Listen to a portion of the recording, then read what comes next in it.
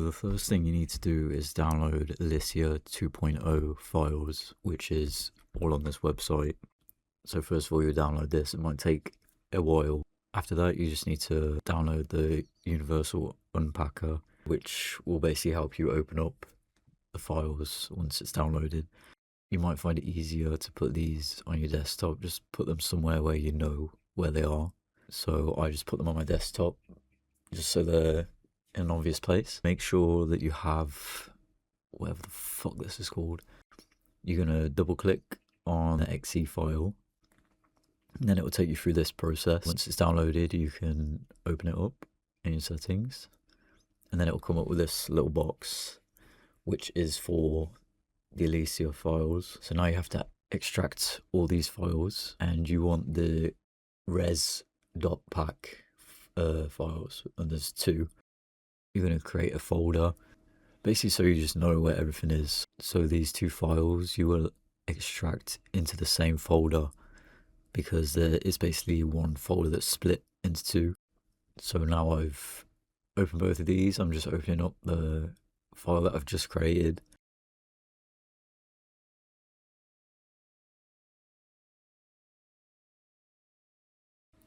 I personally find it a lot easier to put the model files and the textures in the same folder. It's just easier for later on. There are probably easier ways to import, but this is the way that I've found how to do it. First, you have to download Blender 4.1. This is an older version of Blender, because the add-ons that you'll need to use do not work with newer versions of Blender. Open up the zip and double click on blender.exe, which is basically just downloading Blender, but it should open up like this. And as you can see, there's no way to import your files because Alicia uses some unheard 2006 file format. Then you're going to go to the link, which should be in the description, and you're going to download these two files. So one is renderware and the other is DFF. Open up preferences in Blender and install, and then go to wherever you just drag these two files. Make sure your add-ons are on and tick to allow them, basically, and just make sure to save your preferences just in case, and this will allow you to put the models into Blender.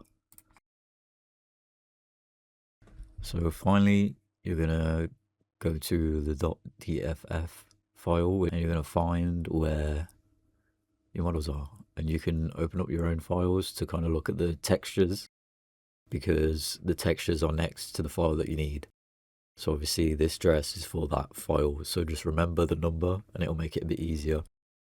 So I'm remembering the number here, so it's 30 for that dress. So then I'm putting it in, and as you can see, that is a dress. So you're going to press on the actual model itself and go to the little red ball thing at the side and press the drop down on base color, and then the little file symbol that's below. And then you're going to go to the exact same file again and just find that texture. And then basically just repeat this process for the hair and the head. The hair is a bit harder because if it has physics, so in game, if you know that it moves around, it messes with the animation. So I tend to just use short hair that doesn't move. Once you've got it all together, open this back up, import, and do the bottom one, which is the renderware animations. And then go back to your file where the parts and stuff were, but instead go on the AMN. So you have to do this for each body part that you've put in. So remember the one that you use the first time. You can see that it's put it into an animation, which is the Alicia 2.0 sitting down. A lot of the time it will be facing the wrong way or whatever. You can change it if you click on each body part, and if you just want pictures or whatever, you can change the lighting in Blender itself. So to save this, you're going to go to File, Export, and choose .obj. So you're going to go to a folder where you want to save it, and usually I make a folder specifically for the character, because you're going to need to scroll down and click the animation thing. And then you can close this and open it up, in whatever you want to use, which for me is After Effects. So you will need 3D element to open up this in After Effects, and then you go File, Import 3D Sequence, and just click OK to this and normalize the size, and then you can just play around with this, change the lighting, do whatever you want to do.